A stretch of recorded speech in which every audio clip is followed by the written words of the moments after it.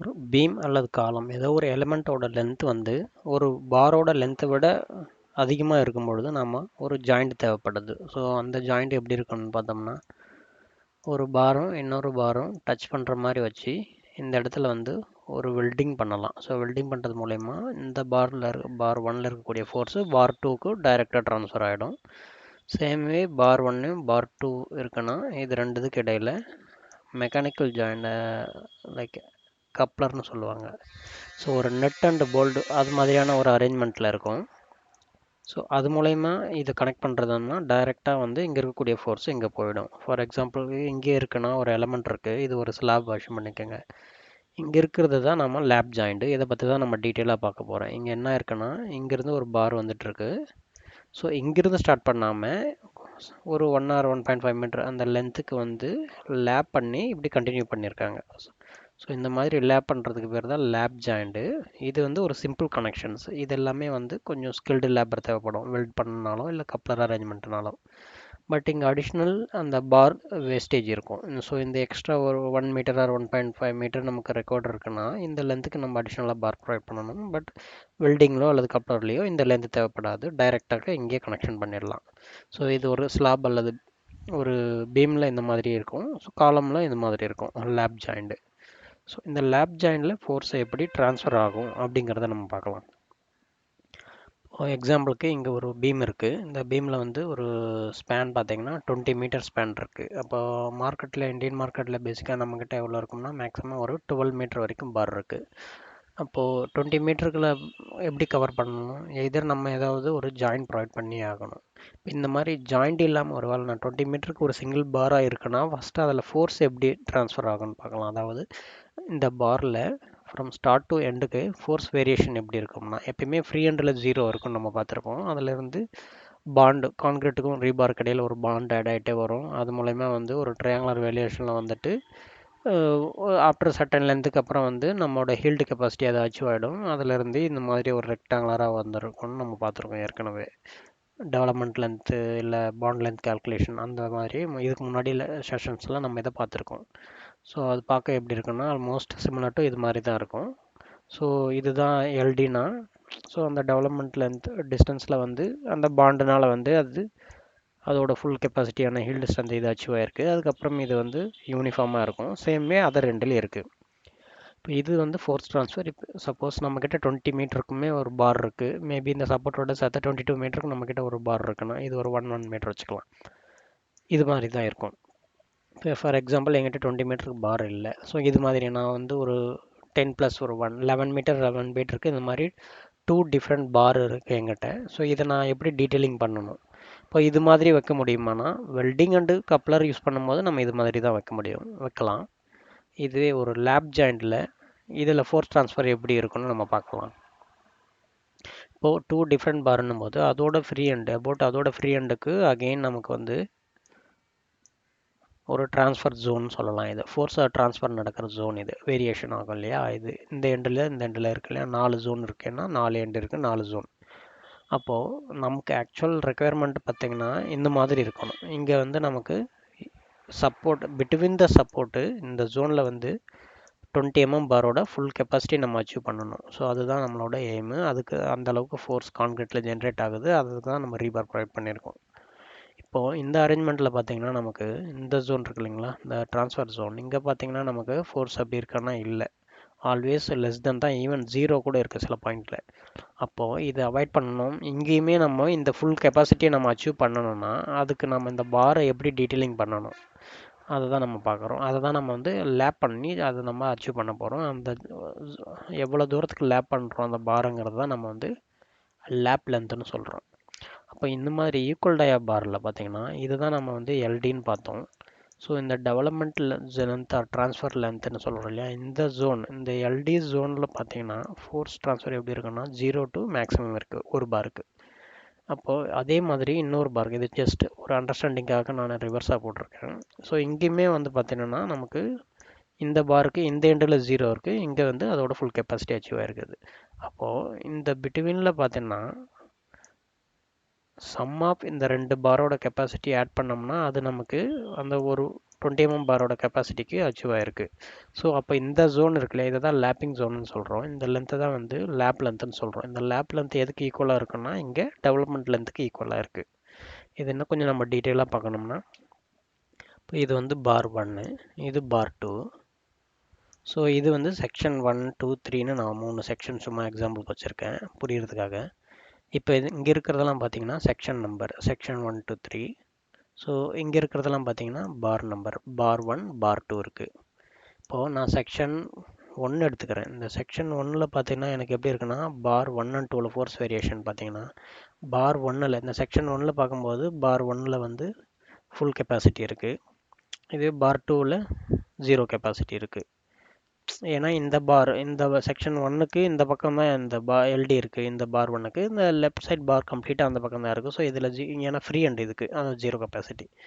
இதுவே நான் செக்ஷன் 2 எடுத்து பார்த்தேன்னா, இது வந்து பார் 1க்கு ஃப்ரீ அண்ட் ஆகிடுச்சு. அப்போ அங்கே 0 கெப்பாசிட்டி வந்துருச்சு. இதுக்கு வந்து ஃபுல் டெவலப்மெண்ட் லென்த் இருக்குது. அப்போ அங்கே ஃபுல் கெப்பாசிட்டி வருது. இதுவே நான் சப்போஸ் ரேண்டம் ஒரு செக்ஷன் எடுக்கலாம். இந்த 3 இன் பிட்வீன் எனிவேர் 1க்கு 2க்கு இடையில எங்கே எடுத்தாலும் அதில் பார் 1 ப்ளஸ் பார் 2 அது ரெண்டோட கெப்பாசிட்டி ஆட் பண்ணனா எனக்கு அந்த ஃபுல் கெப்பாசிட்டி ஒரு 20 mm பாரோட அந்த ஃபுல் கெப்பாசிட்டி நமக்கு அச்சீவ் ஆகுது. ஸோ இதான் நமக்கு வேணும். நம்ம அப்படி தான் இப்போ இது சிங்கிள் பாராக இருந்தாலும் நமக்கு இங்கே ஃபுல் கெப்பாசிட்டி தான் இருக்கும் மேக்ஸிமம். ஸோ இப்போ இருந்தாலும் இதில் ஒரே ஒரு அட்வான்டேஜ் என்னன்னு பார்த்தீங்கன்னா, இந்த எக்ஸ்ட்ரா பார் வந்து நமக்கு வேஸ்டேஜ் இருக்கும். ஸோ லேப் பண்ணி ஆகணும். பட் இங்கே எந்த வெல்டிங்கோ அல்லது கப்ளிங் அந்த மாதிரி எக்ஸ்ட்ரா மெட்டீரியல் எதுவும் தேவைப்பட போகிறதில்ல. இது ஒரு சிம்பிள் கனெக்ஷன்ஸ் தான். ஸோ இப்படி தான். அப்போது இந்த 3ன்ற செக்ஷனில் பார்த்தீங்கன்னா என்னோடய கெப்பாசிட்டி எப்படி இருக்குன்னா, எக்ஸாக்டாக நான் மிடில் எடுத்தேன்னா, இப்போ சப்போஸ் இது 1 மீட்டருக்கு இருக்குன்னா 0.5 மீட்டர் இங்கேருந்து 0.5 மீட்டரில் இந்த செக்ஷன் நான் எடுக்கிறேன்னா, அப்போ வந்து என்னோட 2 பாரும் ஆஃப் கான்ட்ரிபியூட் பண்ணணும். ஸோ இது வந்து ஒரு 200 kN எடுக்கணும்னா ஒரு பாரு. ஸோ பார் 1 100 kN, பார் 2 வந்து 100 kN கான்ட்ரிபியூட் பண்ணி 200 அச்சீவ் ஆகும். இதுவே நான் மேபி இங்கிருந்து 1/4 எடுக்கிறேன்னா, பார் 1 வந்து 150 kN கொடுக்கும். பார் 2 வந்து 50 kN தான் கொடுக்கும். ஏன்னா இதுக்கு கம்மியான பாண்டு தான் ஜென்ரேட் ஆகிருக்கும். பார் 2ல் வந்து பார் 1ல் அதிகமான பாண்ட் இருக்குது. பார் 2ல் வந்து இந்த பாண்ட். இன்னும் நம்ம அதை இன்னும் கொஞ்சம் டீட்டெயிலாக பார்க்கணும். ஸோ எக்ஸாம்பிள் இப்படி இருக்குன்னா, இப்போ இந்த பார் 1, 2 இருக்கு இல்லைங்களா, பார் 2 எக்ஸாம்பிள் இந்த 3K இந்த பக்கம் இருக்கு இல்லையா. ஸோ இந்த லென்த்து தான் வந்து ஒரு பாண்ட்ஸ் வந்து கிரியேட் ஆகிருக்கும் பார் 2க்கு. அதே மாதிரி பார் 1க்கு இந்த செக்ஷனுக்கு எந்த பக்கம் இருக்கிறது. இப்போ இது ரெண்டோட சம்மு தான் வந்து நமக்கு ஃபுல் கெப்பாசிட்டியாக இருக்குது. ஸோ இப்படி தான் இதில் ஃபோர்ஸ் ட்ரான்ஸ்ஃபர் நடந்துக்கிட்டு இருக்கு. இன்னும் ஒரு எக்ஸாம்பிள் கேஸ் பார்க்கலாம். இது வந்து ஒரு கேன்டிலிவர் பீம் அல்லது ஸ்லாப் வச்சுக்கலாம். இது எக்ஸாம்பிளுக்கு ஒரு 6 மீட்டர் நான் அஷ்யூம் பண்ணியிருக்கேன். இப்போது இந்த 6 மீட்டருக்கு இதில் வந்து ஒரு எந்த மாதிரியான லோடு, எதர் பாயிண்ட் லோடு கொடுங்க, இல்லை நீங்கள் ஒரு யூடிஎல் லோடு கொடுக்கலாம். என்ன லோடு கொடுத்தாலும் அதோட மினிமம் டயக்ராம் எப்படி இருக்குன்னா, பாயிண்ட் லோடுனா இந்த மாதிரி லீனியர் வேரியேஷன் இருக்கும்.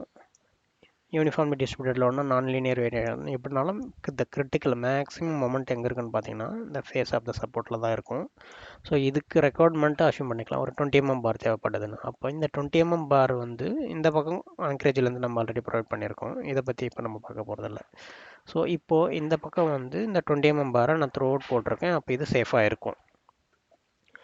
பட் இதோட ஃபோர்ஸுமே வந்து எப்படி இருக்கும் அந்த பாரில் பார்த்தீங்கன்னா, இங்கே ஒரு சேம் நம்ம டிஸ்கஸ் பண்ண மாதிரி இங்கே ட்ரான்ஸ்ஃபர் லென்த்துக்கு இங்கே ஃபோர்ஸ் இந்த ஃபேஸ் ஆஃப் த சப்போர்ட் வரும்பொழுது இது ஃபுல் கெப்பாசிட்டி அச்சீவ் ஆகிருக்கு. அதே மாதிரி ஃப்ரீ ஹேண்டிலேருந்து ஸோ எல்டி டிஸ்டன்ஸில் வந்து அகெயின் ஒரு ஃபுல் கெப்பாசிட்டி அச்சீவ் ஆகிருக்குது. ஸோ இப்படி தான் இருக்கும். இப்போது நம்ம வந்து இங்கே மொமெண்ட் ஏற்கனவே பார்த்துருங்களா, மொமெண்ட் வந்து பீக் மொமெண்ட் இங்கே தான் இருக்குது. இங்கே வரும்போது மேபி ஒரு 3 மீட்டர் நான் ட்ராவல் பண்ணி வந்தேன்னா இங்கேருந்து இதில் மொமெண்ட் ஆஃப் இருக்கலாம், ஆஃப் விட குறைவாக கூட வந்துடும். அப்படி இருக்கும்பொழுது நான் அதே சேம் 20 mm டயாமீட்டர் பாரை வந்து த்ரூ அவுட்டு நான் போடணுமானா அவசியம் இல்லை. எக்கனாமிக்கலாக நம்ம டிசைன் பண்ணோம்னா, ஸோ இந்த பாரை இங்கே கட் பண்ணிவிட்டு அடிஷ்னலாக ஒரு லெசர் டயாபார், ஒரு 16 டயாபார் ஆர் ஒரு 12 டயாபாரை கூட நான் யூஸ் பண்ண முடியும். ஸோ அப்படி இருக்கும்போது நான் 3 மீட்டருக்கு வந்து எனக்கு 20 ரெக்குயர்மெண்ட் இருக்குன்னா 3 மீட்டரில் எக்ஸாக்டாக நம்ம ஸ்டாப் பண்ண முடியாது. ஏன்னா என்னோடய ஃபுல் கெப்பாசிட்டி 3 மீட்டர் வரைக்கும் தேவை. ஸோ அதுக்கப்புறம் நான் வந்து இந்த ட்ரான்ஸ்ஃபர் லென்த் ஆர் எல்டி இல்லையா, அந்த எல்டிக்கு நான் அதை எக்ஸ்டெண்ட் பண்ணணும். ஸோ அப்போ என்னோட அந்த 20 mm டயாபார் இந்த மாதிரி இருக்கும். ஸோ அதுக்கடுத்து நான் வந்து ஒரு 16 டயாபார் போடுறேன்னா அந்த 16 டயாபாரை நான் எப்படி இதை டச் பண்ணுற மாதிரி போடணுமா, இல்லை இதை இங்கேருந்து இது வரைக்கும் லேப் பண்ணணுமா, இல்லை முன்னாடியே இங்கே எங்கேயாவது இங்கேயே கட் பண்ணி நிப்பாட்டலாமா, இதுதான் நம்ம பார்க்க போகிறோம். ஸோ எனக்கு அப் டு 3 மீட்டருக்கு தான் 20 பார் கெப்பாசிட்டி தேவை. ஸோ இந்த 3 மீட்டர் இருக்கு இல்லையா, அங்கே வந்து 16 பாரோட கெப்பாசிட்டியே போதுமானது. ஸோ அப்போது நான் இதை டச் பண்ணுற மாதிரி வச்சேன்னா, நம்ம ஏற்கனவே பார்த்த மாதிரி இந்த ஜோனில் வந்து கெப்பாசிட்டி நமக்கு வந்து அச்சீவ் இல்லை. அப்போது இந்த அட்லீஸ்ட் 16 பார் கெப்பாசிட்டி நமக்கு வேணும்னு பார்க்குறோம். அப்போது இதை அச்சீவ் பண்ணணுன்னா நான் இந்த பாரை வந்து இப்படியே எது வரைக்கும் எக்ஸ்டெண்ட் பண்ணணுன்னு பார்த்தோன்னா, எனக்கு வந்து இது வரைக்கும் 20 தேவைன்னு பார்த்தோம். ஸோ இந்த ஜோன் வந்து எனக்கு 20 பாரோட கெப்பாசிட்டி ஆல்ரெடி அது இருக்குது. இந்த ஜோன் வந்து எனக்கு 16 பாரோட கெப்பாசிட்டி வேணும், ஆனால் அது இங்கே இல்லாமல் இருக்குது. அப்போது ஏற்கனவே இது வரைக்கும் இருக்குது 20 பார்லேயே வந்து இந்த ஜோன் இருக்கு இல்லைங்களா, இங்கே வந்து ஆல்ரெடி நமக்கு 16ஓடவே கூட இருக்குது. ஸோ அதனால் நம்ம அது வரைக்கும் எக்ஸ்டெண்ட் பண்ணணும்னு அவசியம் இல்லை. ஸோ இது எங்கே மீட் ஆகுதோ லைன், அதாவது இதை நான் அப்படியே மேலே ப்ரொஜெக்ட் பண்ணுறேன். ஸோ அப்போ நான் இந்த ரெட் கலர் பாரை நான் லேப் பண்ணும்போது இது வரைக்கும் லேப் பண்ணால் போதுமானது. ஸோ நான் வந்து அப்போ இதோட எல்டின்னு பார்த்தோம்னா, லெசர் டயாவோட எல்டிக்கு நான் லேப் பண்ணாலே போதுமானது. எனக்கு தேவையான கெப்பாசிட்டி அச்சீவ் ஆகுது. நான் வந்து லார்ஜர் டயாவை எடுத்து எல்டி கேல்குலேட் பண்ணணும்னு அவசியம் இல்லை லேப்புக்காக. அப்போ ஈக்குவல் டயா இருக்கும்போது நம்ம ஒரு டயா தான் இருக்குது. ஸோ அப்போது எல்டி ஈக்குவல் டு லேப் லென்த்துன்னு பார்த்தோம். ஆனால் இப்போ அன்ஈக்குவல் டயா இருக்கும்பொழுது லெசர் டயாவே போதும். அதுக்கான ரீசன் இது தான். ஸோ ஏன்னா நம்ம கெப்பாசிட்டி இது வரைக்கும் 20 தேவை. இது பாயிண்ட்டுக்கு அப்புறம் இந்த 3 மீட்டர் ஜோனில் நமக்கு 16 கெப்பாசிட்டி போதும். அப்போ அந்த 16 கெப்பாசிட்டிக்கு நம்ம லெசர் டயா பாருக்கான எல்டி ப்ரொவைட் பண்ணாலே சஃபிஷியண்ட்டாக இருக்குது. அதுக்காக ஹையர் டபா ப்ரொவைட் பண்ணால் என்ன ஃபெயில் ஆகிடுமானா கிடையாது. அது தேவையில்லாமல் அவ்வளோ ப்ரொவைட் பண்ணது எக்ஸ்ட்ரா பார் தான் வேஸ்ட் ஆகுது நமக்கு. ஸோ அதை நம்ம இன்னும் டயக்ராமாக பார்த்தோம்னா இது மாதிரி தான் இருக்கும். ஸோ இந்த ஃபேஸ் இருக்குது இல்லைங்களா, ஃபேஸில் இருந்து நமக்கு ஃபஸ்ட்டு 3 மீட்டருக்கு என் கெப்பாசிட்டி பார்த்தீங்கன்னா, ஸோ 20 பாருக்கு ஈக்குவலன்ட் கெப்பாசிட்டி இருக்குது. ஸோ அதுக்கப்புறம் எனக்கு தேவை வந்து இதுதான். ஸோ 16 பார் கெப்பாசிட்டி எனக்கு வேணும். ஸோ 16 பார் கெப்பாசிட்டி வேணும்னா அந்த லைன் இதுலேயே மீட் ஆகிடுச்சு எனக்கு. ஸோ நான் லேப் பண்ணும்போது இங்கே ஸ்டாப் பண்ணிக்கிட்டால் போதும். ஸோ இந்த பாரை வந்து நான் இது வரைக்கும் எக்ஸ்டெண்ட் பண்ணணும்னு தேவையில்லை. பட் சப்போஸ் பை மிஸ்டேக் நீங்கள் பண்ணுறீங்கன்னா அதனால் எந்த ராங்கும் கிடையாது. ஒன்றே ஒரு விஷயம், இது பார் எக்ஸ்ட்ரா ப்ரொவைட் பண்ணுற மாதிரி தான் இருக்கும். பட் டூ அன்இக்குவல் டயா நம்ம லேப் பண்ணும்போது ஆல்வேஸ் லேப் லென்த்துக்கு எதை யூஸ் பண்ணால் போதும்னா ஸ்மாலர் டயா பார் யூஸ் பண்ணாலே போதுமானது.